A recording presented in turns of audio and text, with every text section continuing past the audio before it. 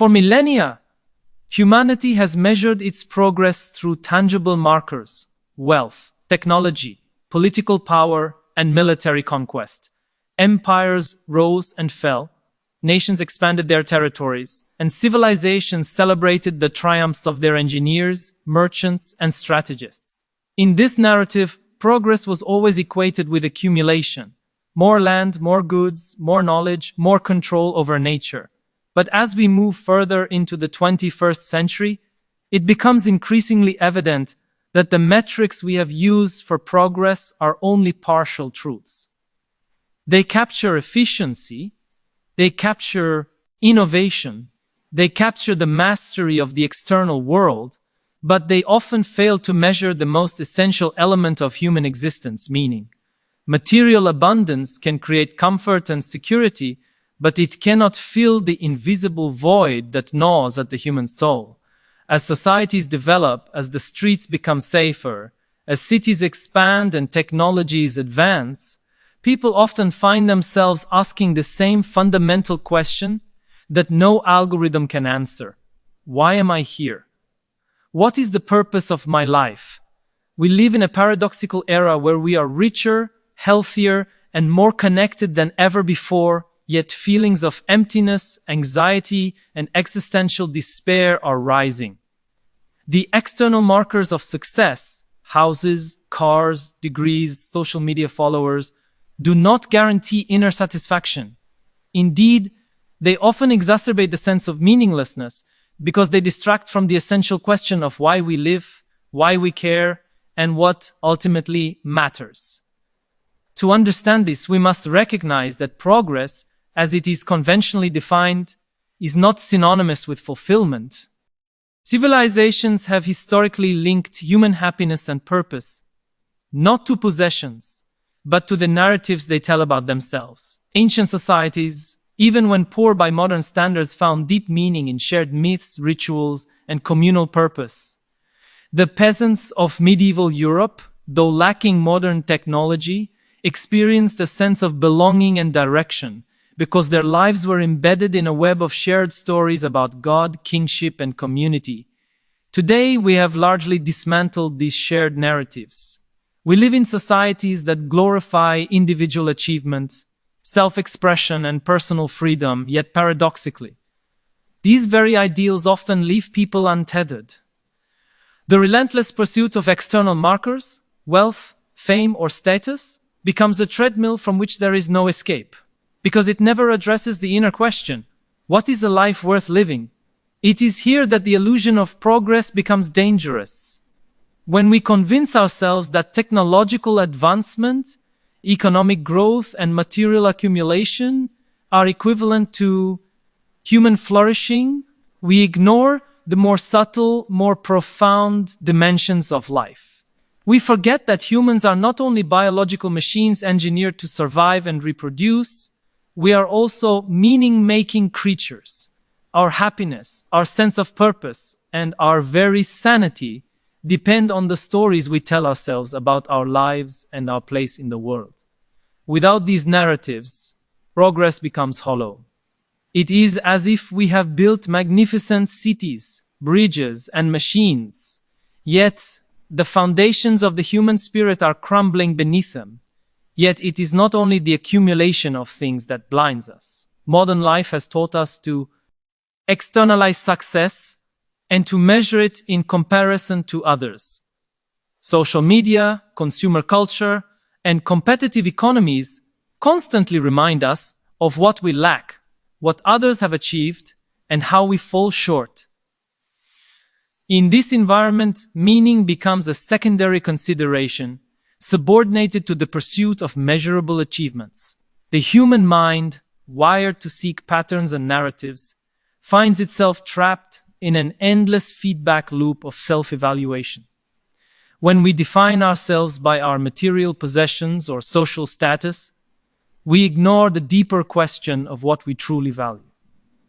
The result is a society in which people may have everything they need to live comfortably, yet they feel unfulfilled, anxious, and disconnected from a sense of purpose.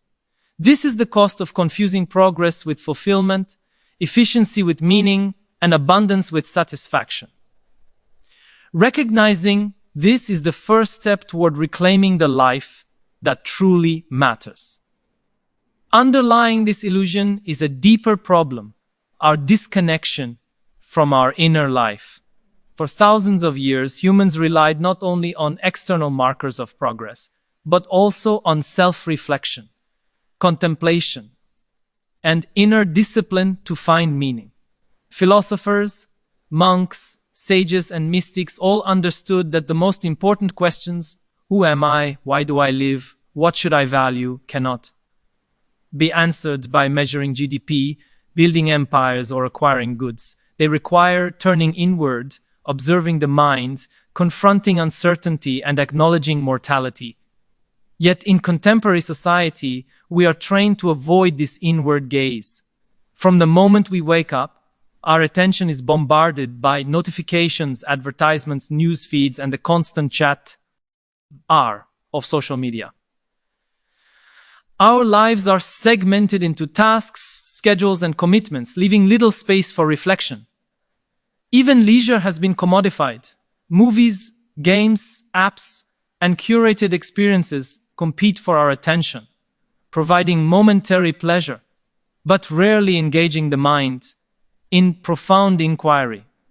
As a result, many individuals reach adulthood without ever cultivating a sense of inner life, a practice of self-examination, or a framework for understanding the world beyond what is immediately visible. This is a significant historical departure.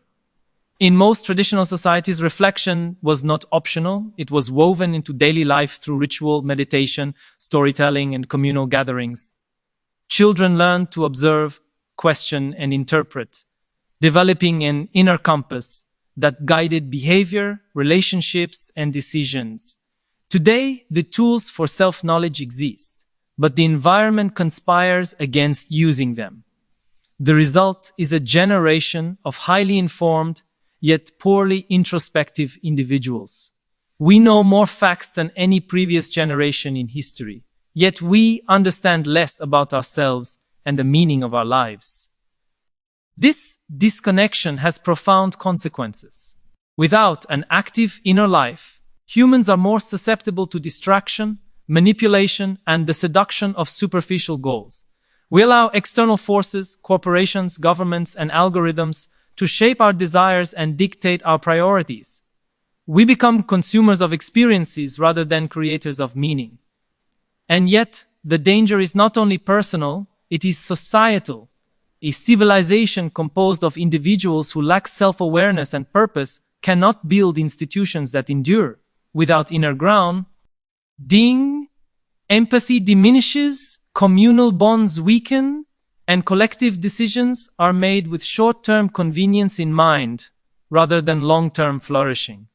In other words, when the inner life is neglected, the erosion of meaning is not confined to the individual. It spreads through families, communities, and nations, corroding the very fabric of society.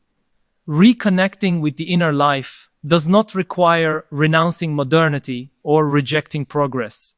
It does not demand asceticism or withdrawal from society. Rather, it requires the cultivation of practices that allow the mind to pause, to question, and to reflect. Meditation, journaling, philosophical inquiry, or simply moments of silence can provide the necessary space for self-knowledge. The goal is not to escape the world, but to engage with it more meaningfully. When the mind is trained to recognize patterns of thought, to confront fears, and to question assumptions, individuals can begin to distinguish between the trivial and the essential, between fleeting pleasures and enduring purpose. In this way, the inner life becomes a compass, guiding choices in work, relationships, and society. It allows humans to harness the tools of progress, technology, wealth, and knowledge without being consumed by them. A life oriented toward reflection and understanding can transform abundance from a source of distraction into an instrument of meaningful engagement. Ultimately, the illusion of progress and the neglect of the inner life are deeply interconnected. When societies equate success with accumulation and fail to cultivate reflection, individuals are left floating in a sea of distractions. Wealth increases, technology advances, and knowledge grows, but meaning recedes. The cost of this imbalance is not simply dissatisfaction, it is a fundamental risk to human flourishing. Without a sense of purpose, humans become vulnerable to despair, manipulation, and existential anxiety. Reclaiming meaning requires both a critical assessment of what we call progress and a commitment to cultivating the inner life. Only then can material and technological advancement serve the deeper goal of human well-being rather than undermining it. The challenge of our time is to balance the external achievements of civilization with the internal cultivation of meaning.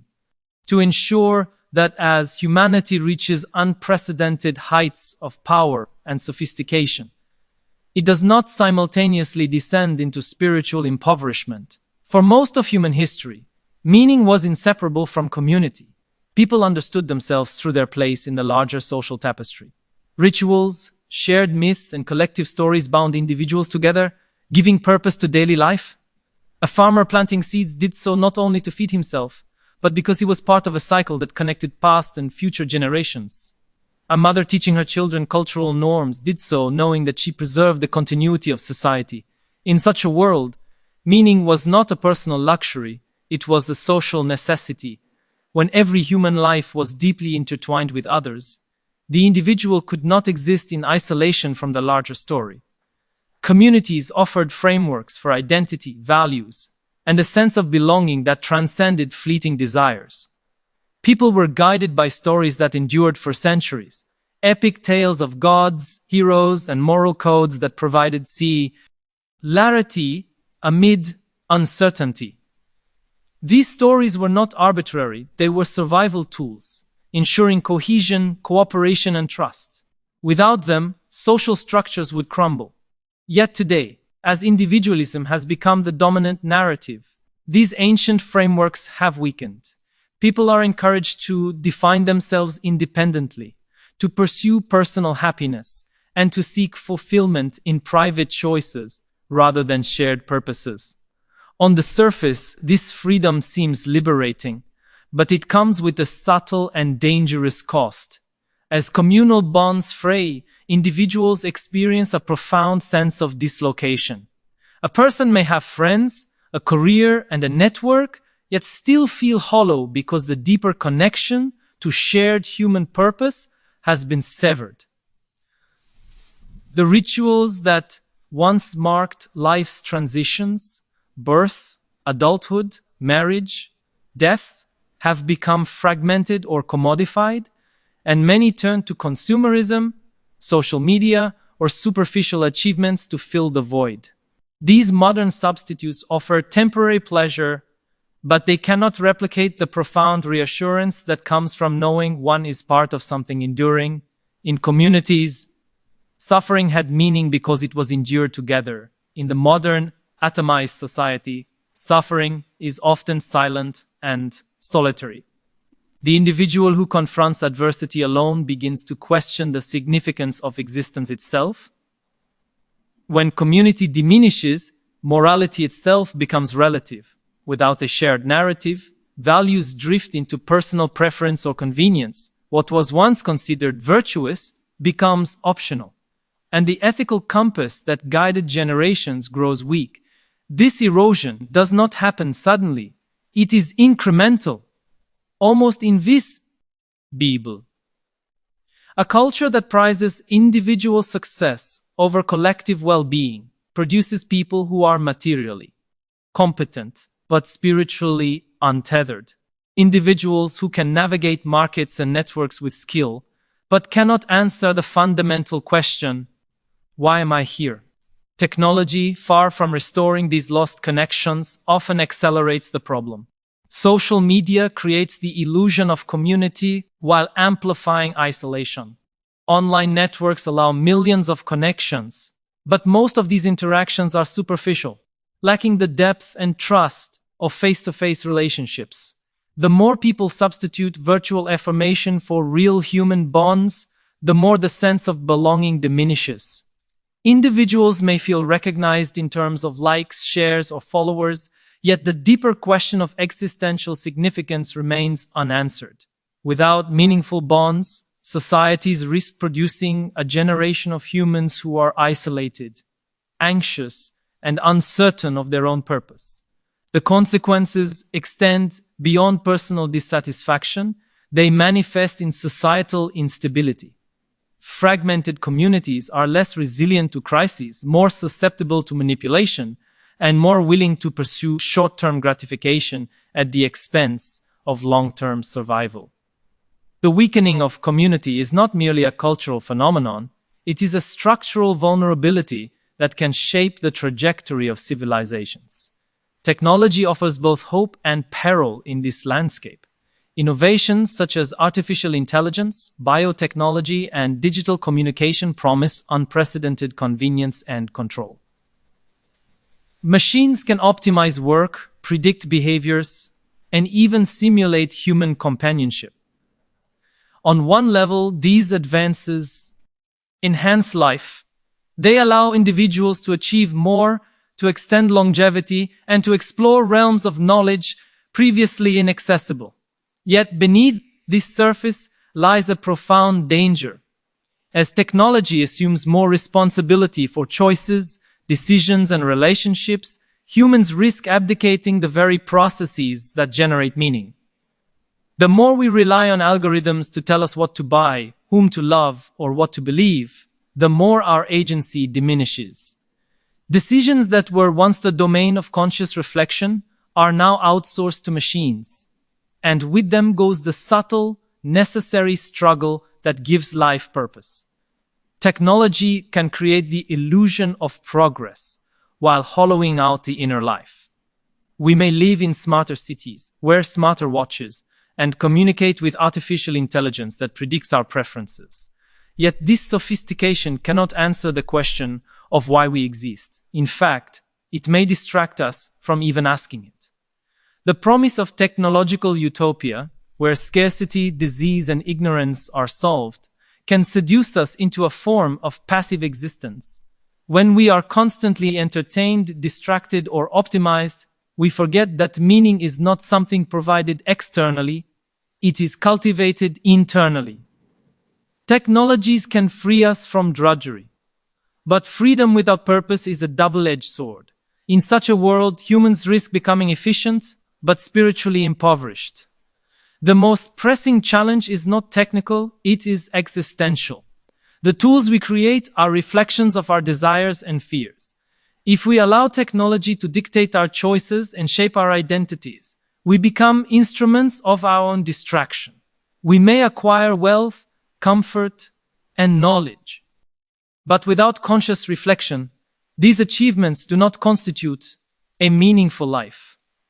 True mastery of technology requires not only technical skill but also wisdom, the ability to use tools in a way that enhances purpose rather than replaces it. To navigate this paradox, humans must reclaim the art of attention and reflection.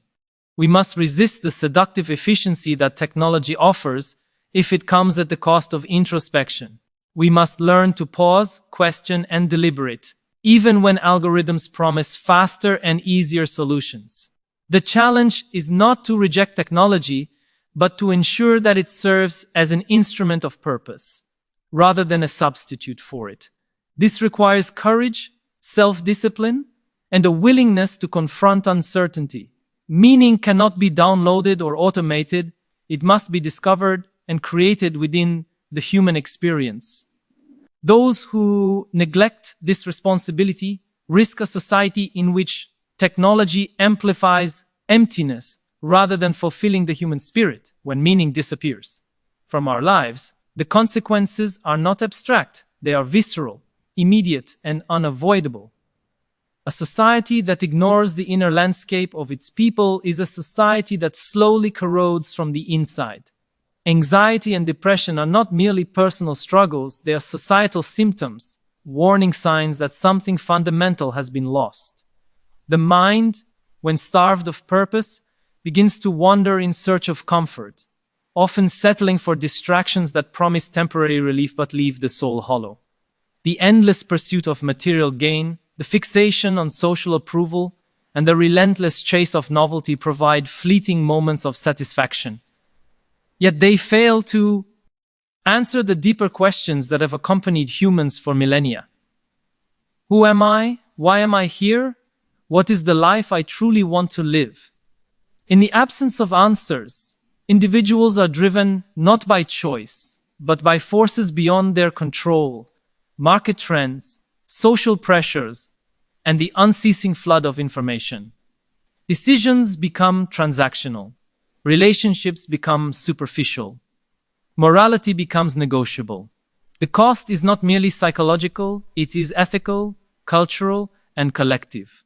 Societies that prioritize productivity over reflection, efficiency over empathy, and innovation over wisdom risk producing generations that are materially competent but spiritually impoverished.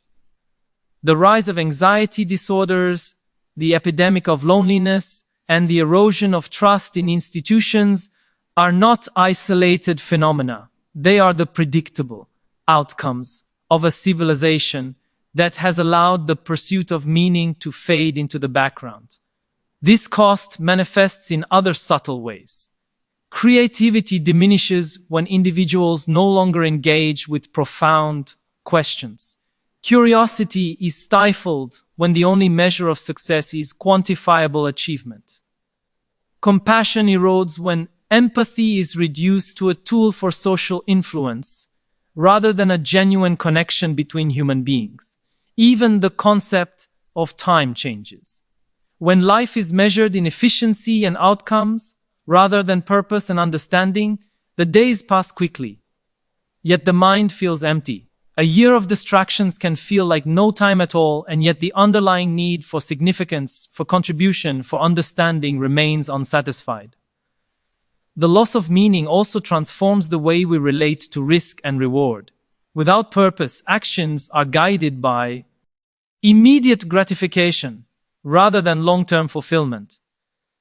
People gamble with their attention, their health, and even their relationships in search of brief pleasure. Society incentivizes this behavior, offering constant entertainment, shallow engagement, and endless consumption.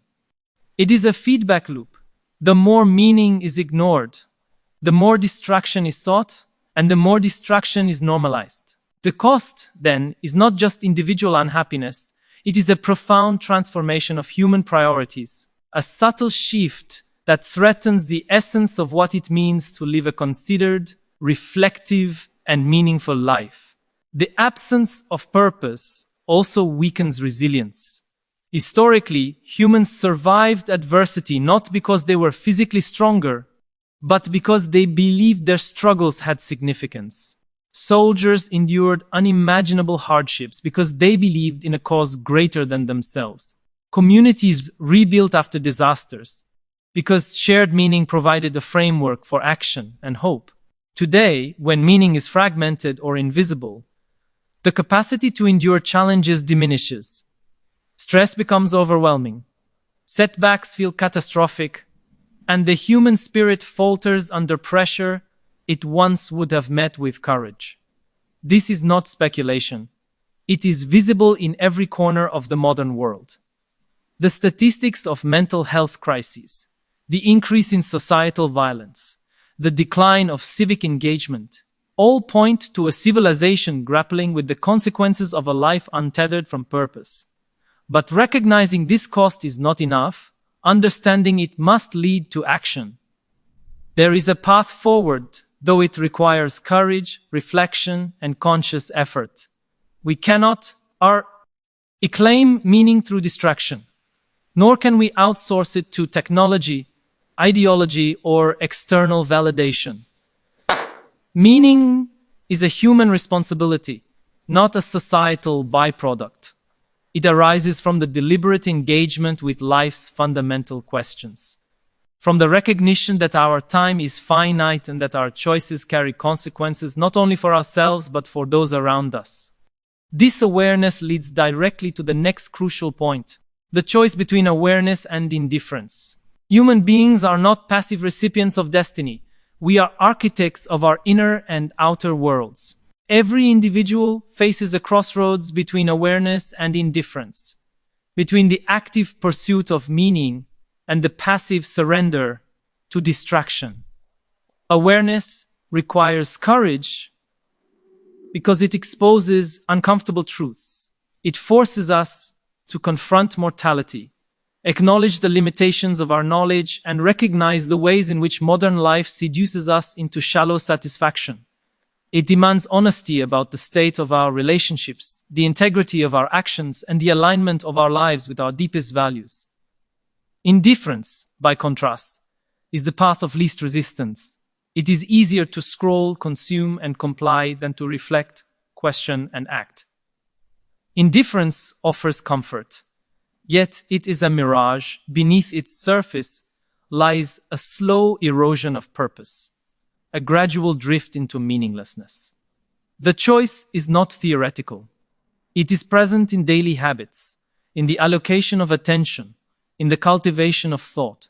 Those who choose awareness invest in self-knowledge, mindfulness, and intentional living. They prioritize the quality of experience over the quantity of possessions. They engage with e-world not merely as consumers, but as participants, recognizing the ripple effects of their actions on others and on the collective human story. Awareness fosters a sense of agency. It reminds us that even in a chaotic, unpredictable world, we possess the capacity to shape our internal landscapes. It is the recognition that while we cannot control every external event, we can control our engagement with it, our interpretation of it, and our response. In practical terms, this may manifest as the commitment to reflection over distraction, dialogue over judgment, and contribution over consumption. The conscious pursuit of meaning may also require challenging societal norms. It may mean resisting the pressure to measure success solely in wealth, status, or recognition.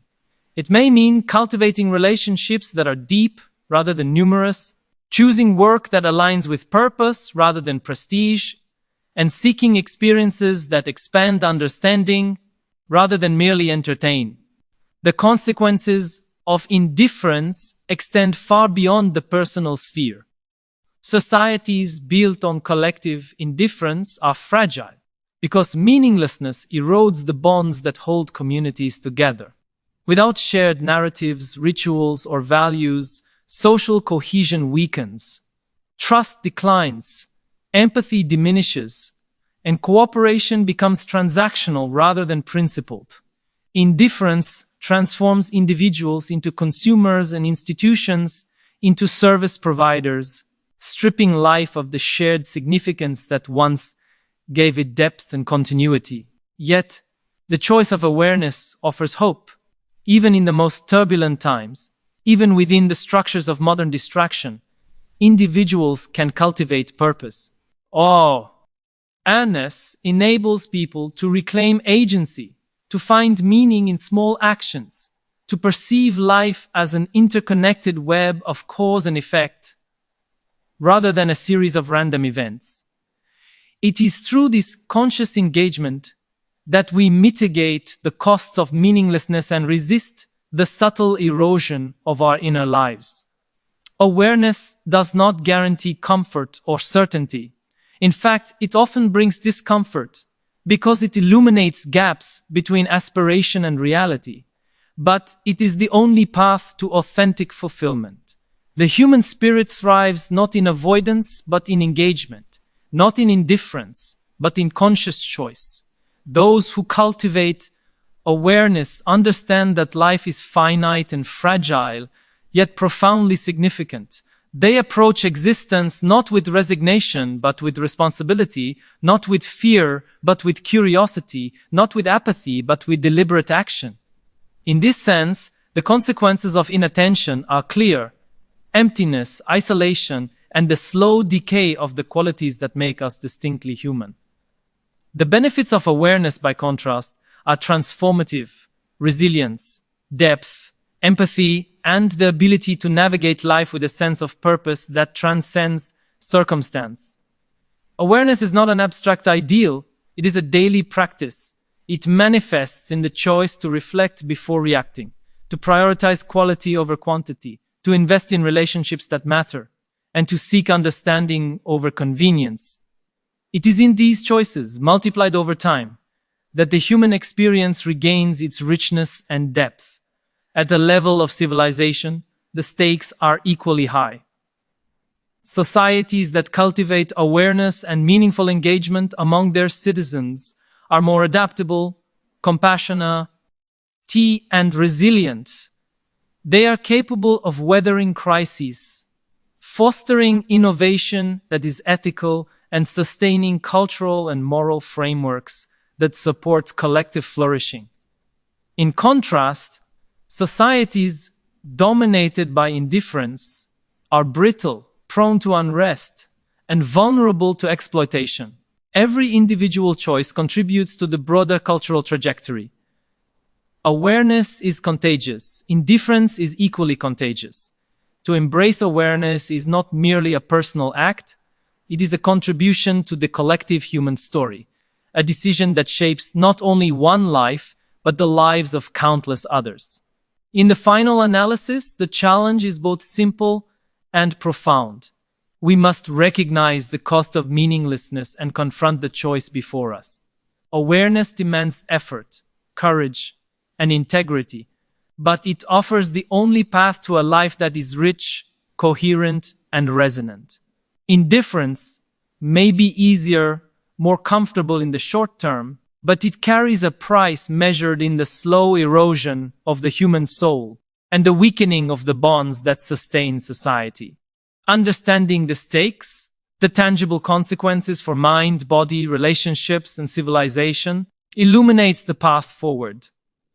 Those who embrace awareness, reflection, and deliberate engagement reclaim not only their individual sense of purpose, but also the possibility of a society that values depth, empathy, and meaningful existence. Every choice to pay attention, to question, to act with intention is a vote for life lived fully, a step toward mitigating the cost of a world that risks losing its sense of meaning. In the end, the question is not whether life will challenge us, distract us, or overwhelm us. It is whether we will meet these forces with awareness, purpose, and deliberate choice. Meaning is not handed to us, it is created, nurtured, and defended. Every moment of reflection, every act guided by intention, and every decision to prioritize what truly matters is a step toward reclaiming the richness of human existence. We cannot afford to drift through life unconsciously, letting distractions dictate the shape of our days and the destiny of our societies. The cost of indifference is real, but so too is the reward of conscious engagement. By choosing awareness, by seeking purpose, and by embracing responsibility for ourselves and others, we ensure that our lives and the world around us retain depth, connection, and significance. To all of you watching and listening, I want to express my deepest gratitude. Thank you for giving your attention in a world designed to fragment it. Thank you for engaging with these ideas, for reflecting on your own life, and for considering the responsibility we all share in shaping a meaningful existence. Your presence, curiosity, and willingness to think deeply are not just appreciated. They are the very proof that reclaiming meaning is possible. Let us move forward with awareness, purpose, and courage, because the life we seek is the life we choose to create. Thank you.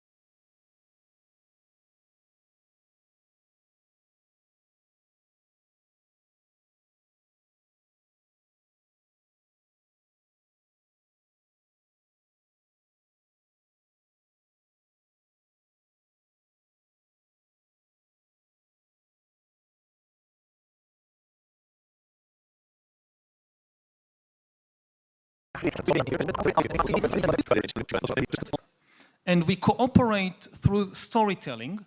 And you know, you have the obvious examples like religions, but my favorite example is money, which is probably the greatest story ever invented, ever told, because it's the only one everybody believes, or almost everybody. I mean, humans. No other animal on the planet knows that money even exists, because it only exists in our imagination. But now there is another thing on the planet that knows that money exists, and that can maybe invent new kinds of money and new kinds of other stories. And what will happen to us when we have to deal, you know, it's not just with one better storyteller, but with billions of better storytellers than us on this planet. That's, I think, one of the biggest questions of our age. Yes, and you're talking, of course, about AI, and it's recently come to light that one of the large language model corporations, Anthropic, has revealed that its latest instance of Claude was, in a closed test, was seen to blackmail some people in order to achieve a goal. And when we think about AI, we either get very dismissive of it. It's merely a parrot repeating probable instances of human communication, a stochastic parrot, as Emily Bender, the computational linguist, famously called it. It's every time it gives you a sentence, no matter how intelligent it appears, it is merely following a probabilistic route. The question is it not the same with us? Yeah, exactly. When I look at the way sentences are formed in my own mind, like now when I'm talking with you, I don't know how the sentence will end. Yeah. I start saying something, and the words just keep bubbling up in the mind. And you know, as a public speaker, it's something terrifying, because I don't know if I will be able to complete the sentence. I'm not sure what will be the next word. That's right. You're talking and you're trying to make sense, and suddenly you've come up with lettuce. Oh, where did that happen? You know, it's an unrolling carpet. Syntagmatic, I think, is the technical word for it. And the amazing thing with AI, you can now ask the AI to show you exactly how it thinks. You can actually watch how the logic unfolds in the AI in a way which is very difficult for us to do with our own minds. But we can now do, I mean, the AIs don't have minds, at least as far as we know, but we can see how the sentences, the stories are being formed in their, whatever we call it. If we ask them to, but the fact is, I've spoken to people like Geoffrey Hinton and, you know, people who are called the godfather of AI, and they would say that the most disturbing fact about these current models is that nobody knows what's going on under the hood. They don't actually know how it's doing what it's doing. If we could know everything that's going on there and predict it, it wouldn't be AI. That's the point. I mean, exactly. if you have something that you can predict how it will behave, what decisions it will make, what ideas it will invent, by definition, this is not AI. This is just an automatic machine. The way to make that clearer, perhaps, is to recognize that AI now can beat, just on your phone, any chess player in the world. And you obviously can't predict the moves it's going to make, because if you could predict the moves it was going to make, you would beat it, or it would be a stalemate every time. And you expand that to the whole of AI. You don't know what it's going to say or do, which is why it's a useful tool. If it could only match what we did, it would be not a tool. It would be like saying that a digger, a JCB, could only dig as much as a human with a spade. The point is we have these machines to outmatch what we can do, yeah? I think that's the main point. Both the main promise of AI is to be better than us at decision-making in many fields, that it would be able to invent things that we cannot think about, but that is also the main threat, that we cannot predict how it will behave, and we cannot control it in advance. No matter how much we try to make it safe, to align it with our aims, with our goals, I think it really goes to the heart of what AI is. Yes. That usually we think about AI as an acronym for artificial intelligence. But it's no longer artificial. Yeah. If you think about what an artifact is something that we create and we control. Yep. With each passing day, AI is becoming less and less artificial, which is why I prefer to think about AI as an acronym for alien intelligence. Yeah. It is, even the word, in a way, a true intelligence is never an artifact. Because an artifact is something that you create and control, whereas intelligence is characterized by the ability to create new things. Yeah. You used a verb there very quickly, but it's worth expanding on it, and that was align. And for those of us who are concerned, shall we say, about how AI is going, one of the main problems is what is known as the alignment problem. There's a simple way of looking at it, which is an old philosophical thought experiment called the genie. So if you imagine a genie who gives you a wish, and you love life and you're an empathetic person, so you say to the genie, can you really bring any wish true? And they say, yes. You say, in that case, could you end all suffering? And instantly, all life on the planet is extinguished. Because to the genie, they look at the world, and all suffering comes in form of life. All forms of life suffer. Smallest animals and us. That's the only place where suffering exists. Stones, as far as the genie is concerned, don't suffer. Maybe trees do, it's not sure, but if it gets rid of all life, it has solved our problem, and it bows and says, there you are, master. Now, that's a very broad sense of the alignment problem. We asked a very stupid question. We didn't think it through. But the fact is, yes, we have to understand AI and alien, but we really have to understand ourselves in order, because we don't have shared ethical frameworks around the world. How do you encode dignity, love, sympathy, passion, joy, equality? We've only just learned, if you like, recently that women's and men's lives and dignities are equal and that people of different races are equal. We've only just discovered this. And there are many other things we aren't sure about. And how, therefore, can we expect the machines to be sure? And therefore, we ask them a question, and it might do an equivalent of what the genie does. How do you see a solution to that? Well, one of the other key things about AI, because it can learn and change by itself, so whatever we teach it, we cannot be certain that it will always just comply by our instructions. Again, if it only does what we tell it to do, it's not really an AI. So when we think about the alignment problem, or how to educate AI to be benevolent and not harmful, it's a very problematic and imperfect analogy, but I think it's still useful to think about AI as a child, as the child of humanity. And what we know about educating children is that they never do what you tell them to do. They do what they see you do. Yeah. If you tell a child, don't lie, and then the child observes you lying and cheating other people, it will copy your behavior, not follow your instructions. Now, if we have, the kind of people who are leading the AI revolution, telling the AI, don't lie, but the AI observes them, observes the world, and sees them lying and cheating and manipulating, it will do the same. Yeah.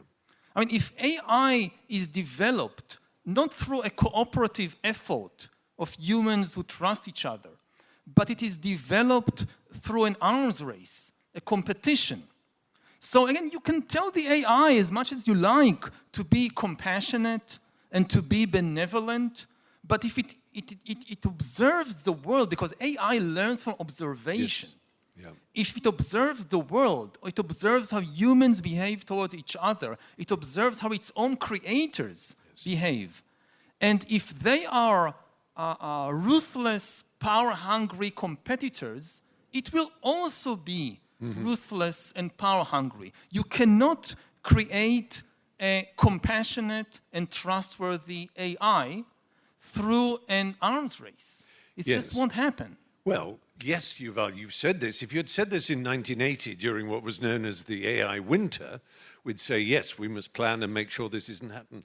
But it's already happening. There is an arms race. The very people who are spending the billions and billions are the same people, for example, Mark Zuckerberg and Meta, who gave us the disaster of Facebook and social media and what it has done to the polity of the world and to the poverty of the world, to essentially, in this country, as we know, the rivers are polluted and contaminated. You wouldn't swim in any river in Britain because there's raw sewage being poured into it. Well, our children are breathing a cultural river which is similarly polluted and contaminated. And we all know this, and Facebook knows this, and Twitter and X know this, but they do nothing about it. And if you even mention guardrails and regulation, they scream communism.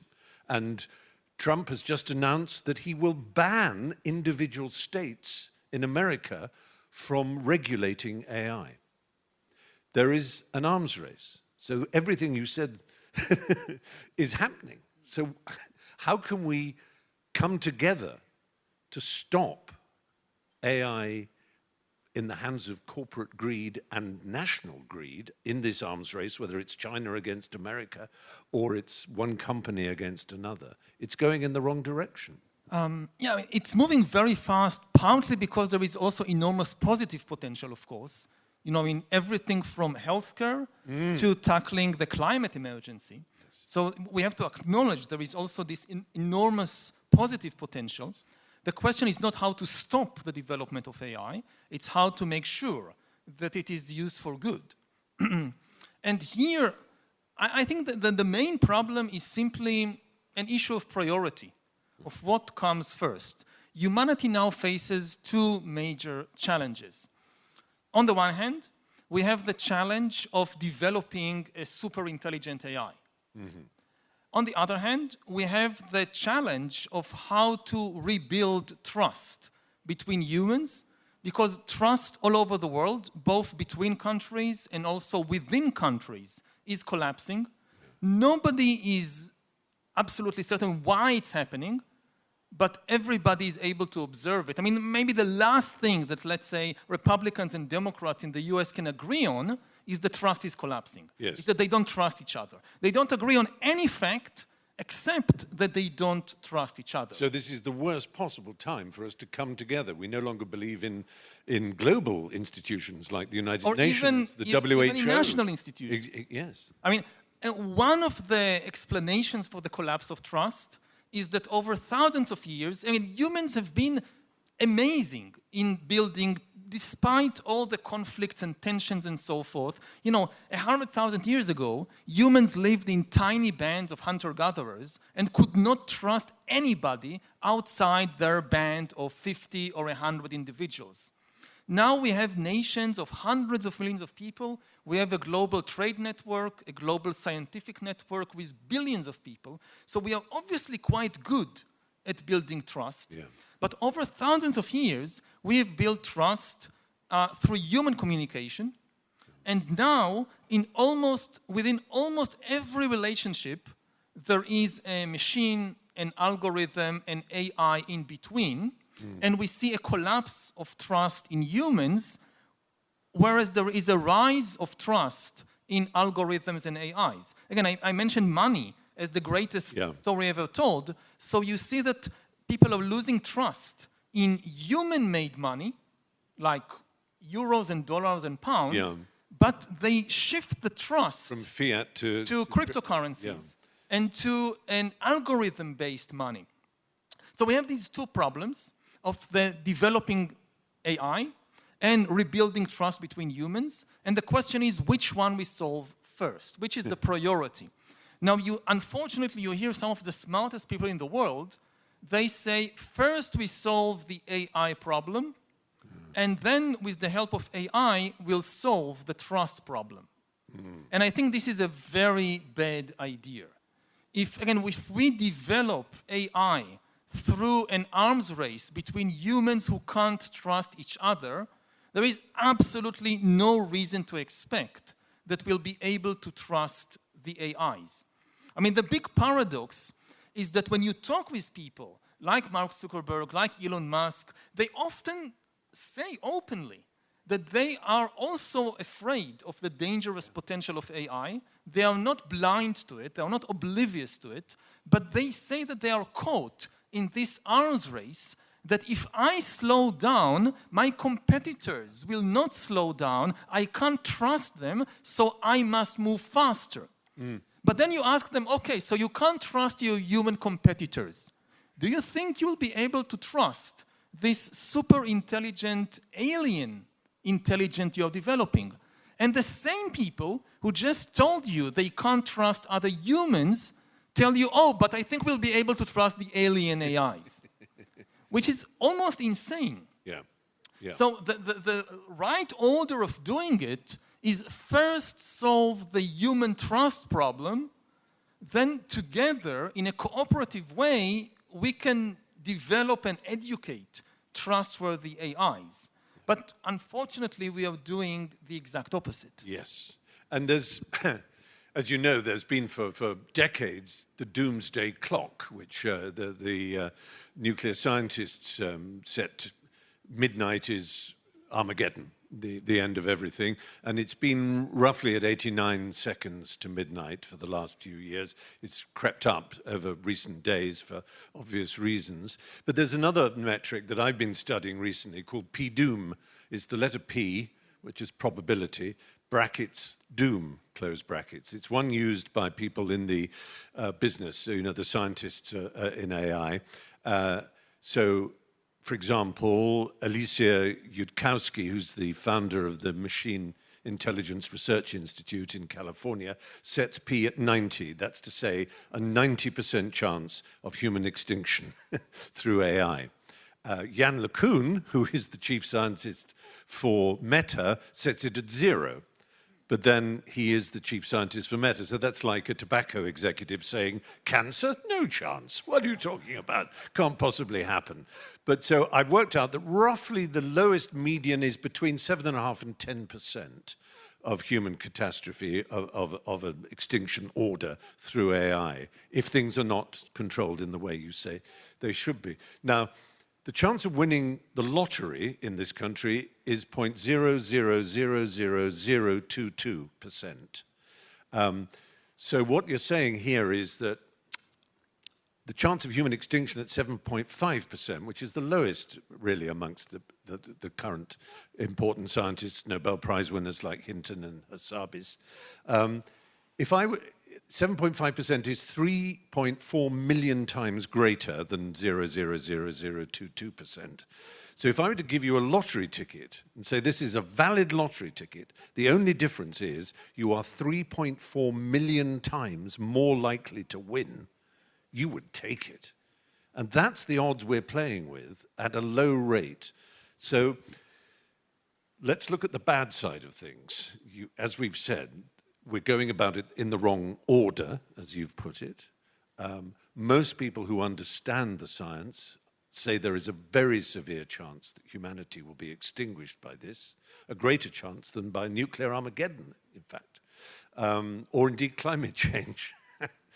And humans are not in a position at the moment to trust each other and to establish guardrails, to agree on how we should go forward. So do you have a solution for us, Yuval? I'm almost on my knees begging you at this point. I don't have children, so I can almost say I don't care. But I have lots of godchildren, and I have lots of great nieces and great nephews, so I do care about what happens to our planet. And I'm sure you do too. Again, I think that it's very dangerous to think too much about, you know, kind of doomsday and extinction scenarios. They cause people to despair. we do have what it takes to manage this revolution because we are creating it. You know, this is not the dinosaurs being extinguished by an asteroid coming from outer space that they have no way of even understanding, let alone controlling. This is a process which, at least for now, is under human control. In 5 years, in 10 years, we will have millions and even billions of AI agents taking more and more decisions, inventing more and more ideas. It will be a hybrid society. So it will become more difficult, but we need to start with the realization that this is a completely human-made danger. We have everything we need in order to manage it. The main missing ingredient is trust between human beings. And again, over tens of thousands of years, we have demonstrated that we are capable of building trust, even on a global level. So it's not beyond our capabilities. And it then goes back, you know, to the old questions of politics and ethics, of how do you build trust between human beings. And we need to think also about more kind of concrete and immediate questions. One of the biggest questions we will be facing in the next few years is how to deal with these new AI agents. Yes. Do we consider them as persons? More and more people are entering relationships, personal relationships with AIs. More and more corporations and armies are giving AIs control, agency over important decisions. This is not, you know, some kind of philosophical question. No, It's a real. completely, like, should AIs have the ability to open a bank account and manage a bank account? That's a very practical question. We are very close to the point when you can tell an AI, go out there, make money. Your goal is to make $1 billion. You know, in computer science, very often the difficult question is, how do you define the goal? And one of the things about money, it's a very easy goal to define. Now, an AI can make money in many ways. It can hire its services to people to write their essays or books or whatever. Many things it can do. It can earn money. It can then invest this money in the stock exchange. So do we as a society want to allow AI agents, and then this is not a question for 50 years. This is a question for 5 years, maybe 1 year, to open bank accounts and manage them in any way they see fit. In the US, basically, the legal system, they never thought about it, but I'm not sure about the situation in the UK, but in the US, there is an open legal path for AIs to be recognized as persons with rights. Yes, Pete Singer has written about this and others. According to US law, corporations are persons and they have rights like freedom of speech. Yes. Now, so in the US, you can incorporate an AI. Previously, when you incorporated a corporation like Google or General Motors or whatever, this was a fiction.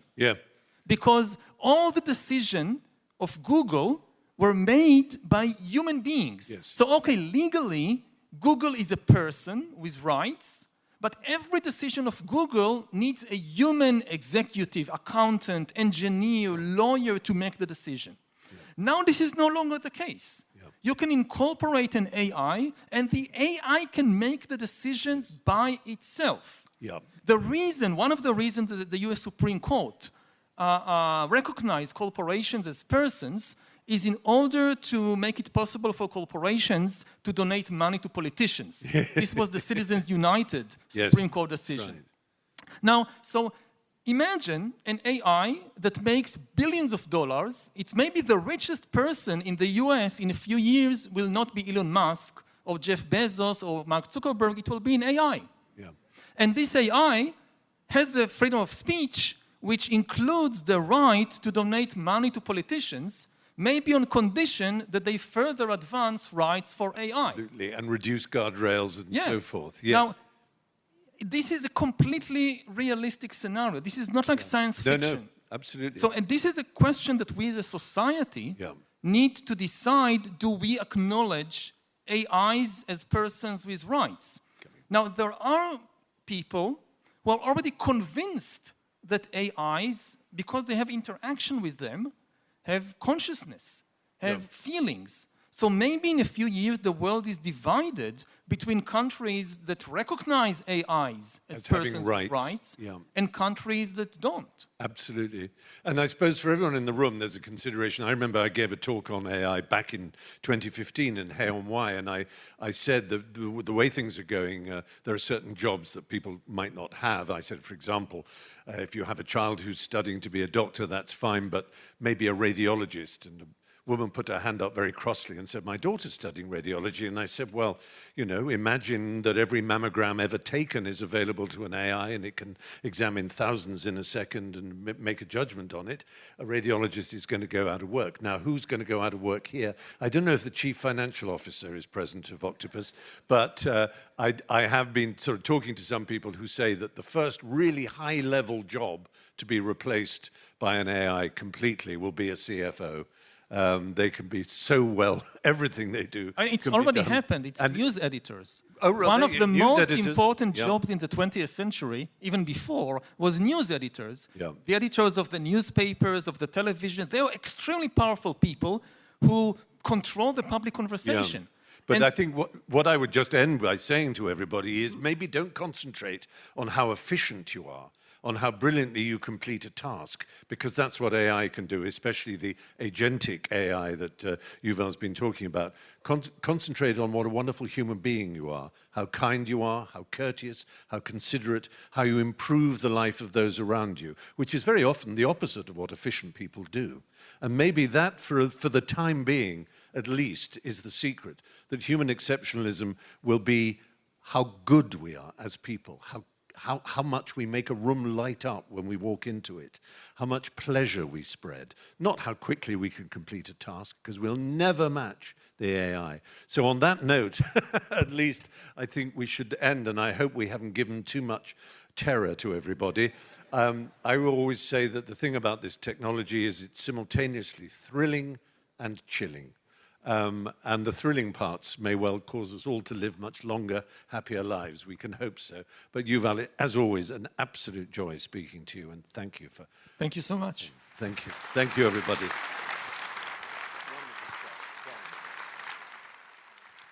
Yuval Noah Harari, I'm very happy to see you. Thank you for coming. It's my pleasure. It's good to be here. Well, we're going to talk about your book, Nexus, and after reading it, I've been thinking a lot about, well, the end of the world and annihilation of the human species. I mean, do you go around thinking like that as well? I think it's a possibility, but it's not deterministic, it's not inevitable. The whole point of writing a book warning about these dangerous scenarios is that these are just scenarios. We still have the power, the resources to prevent them. But, you know, every previous technology, in a way, empowered us. Even nuclear weapons, of course, they could destroy us, but only if we decide. Atom bombs empowered us because the bomb cannot decide who to bomb, who to kill. You always need a human being to make the decisions. AI is different. It's the first technology in history that can make decisions by itself, which means that it's no longer a tool, it's an agent. It's an independent agent. Similarly, it's the first technology in history that can create new ideas by itself. And of course, also invent new weapons. So it's like a nuclear bomb that can invent a more powerful nuclear bomb that can invent an even more powerful nuclear bomb. It doesn't have to go in that direction.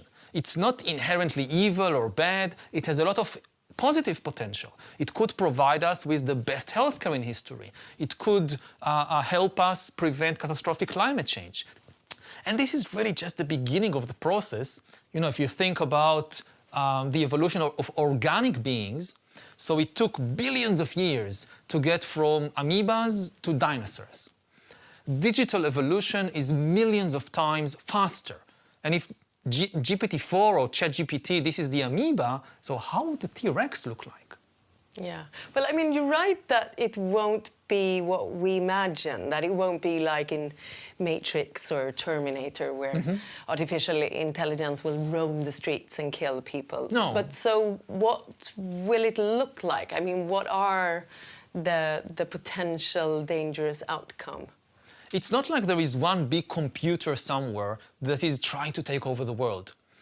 AIs, we need to think about them as millions, potentially billions, of new non-human agents that fill more and more positions in more and more systems, bureaucracies, corporations, armies, governments.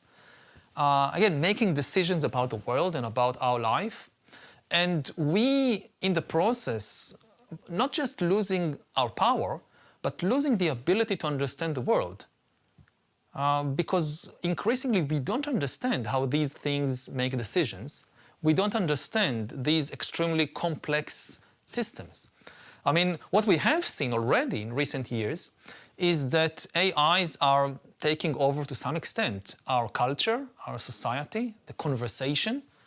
You know, on social media, some of the most important decisions about what kind of content to promote is being taken by algorithms. And the AIs decide to promote hate speech and fake news and conspiracy theory because they were given the task of increasing user engagement. This is like the holy grail of social media companies, is increase user engagement. And the algorithms discovered, by trial and error, by experimenting on millions of people, that outrage gets engagement. And this has already resulted in increased polarization in societies all over the world, from Myanmar to the United States. And again, this is just the beginning, because so far these algorithms were promoting content created by human beings. Somebody needed, a human being had to invent the conspiracy theory that then the algorithm promoted. Now, with the new generation of AIs, they can create the content by themselves. Well, do you also think, I mean, in Nexus you draw from history to predict or paint a picture of what might happen if we don't regulate AI now or soon. And I mean, you're right about the other technical revolutions, like the printing press and the industrial revolutions. What do you think is the most important lesson that we can learn from history to use today? I mean, there are two lessons. First of all, that if you create a completely free market of information, truth will not prevail. Truth is more complicated, more costly, more painful than fictions and lies and mythologies. You know, even as a journalist, you want to just invent some fictional story, that's very easy. You want to write the truth, you have to invest a lot of time and energy and effort. Similarly, if you think about the other side of the equation, the audience, for the audience to connect to a truthful story is often more difficult because reality is complex, it's complicated. So it demands a lot of effort to really understand a true story. Whereas a fictional story, you can make it as simple as possible. So if you want the truth to win, you have to tilt the balance, you have to invest something. The other lesson that we learned from previous big technological revolutions is that humans are extremely adaptable, but the process of adaptation is costly and dangerous. When humans began to develop industrial technology, nobody knew how to build a good industrial society. So there were various experiments. Imperialism was a huge experiment in building industrial societies. There were lots of people in the 19th and early 20th century who thought an industrial society, it has to be an empire, because you need to control the source of raw material and you need to control the markets. So we have to build an empire. And this type of thinking, it spread. Britain and France and Japan and Russia and the United States, they all went about building empires. And with terrible consequences for hundreds of millions of people until people realized, no, you can build an industrial society which isn't an empire. And similarly, you had other people who said the only way to build a really efficient industrial society is communism. And you had this huge experiment with communism in the Soviet Union and other places, which again was extremely costly. And the same with fascism. Fascism was also a huge experiment, failed experiment, in how to build an industrial society.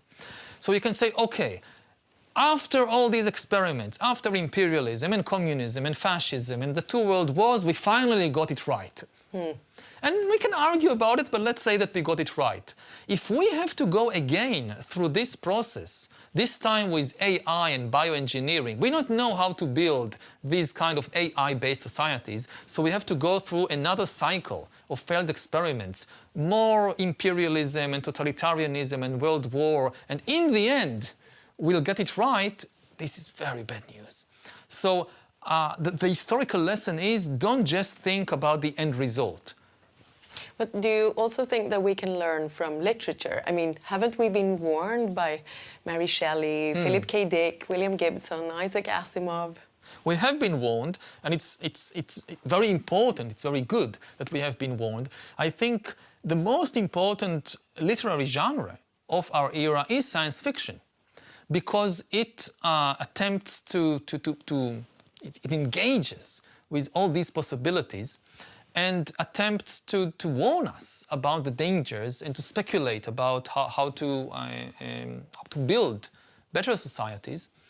But for this to be successful, I think that science fiction needs to really dig deep into how technology changes in a fundamental way relations between human beings.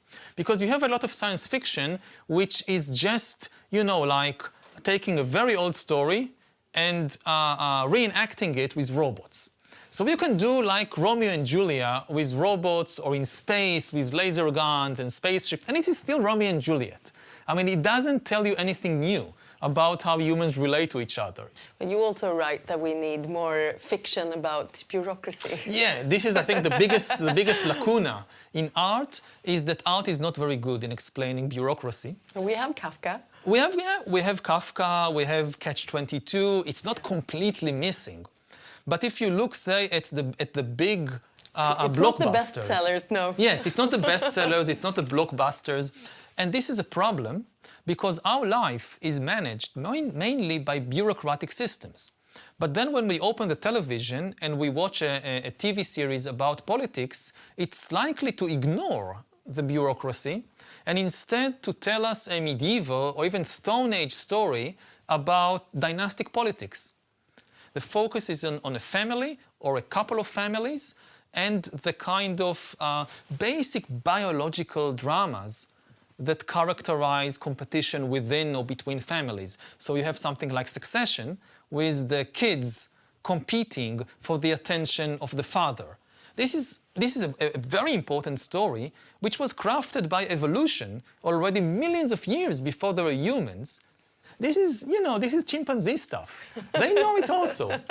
And it's not a good guide for how politics in the 21st century actually happens.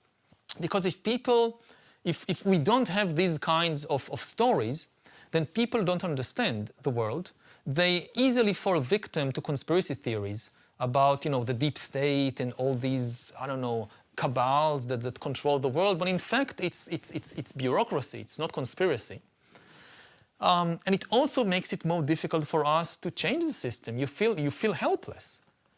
Evolution kind of prepared us for death by a tiger, not for death by a document. No.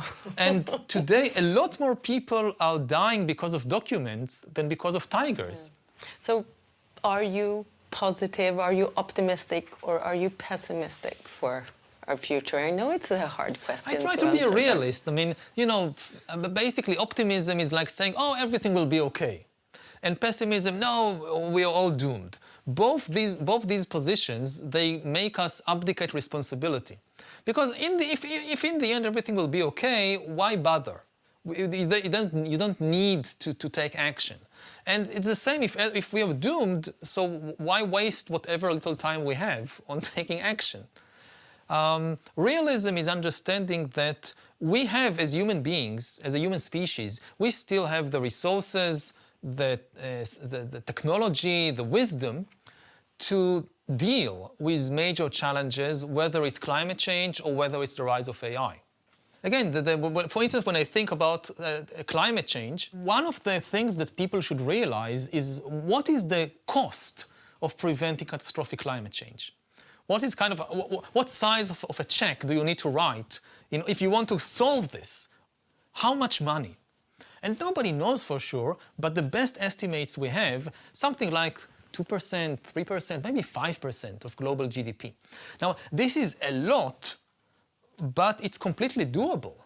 If I told you it's 50%, then forget it. We are not going to do it. It's not like if you're a dinosaur 65 million years ago, when the asteroid comes, then don't bother. I mean, there is nothing you can do about it.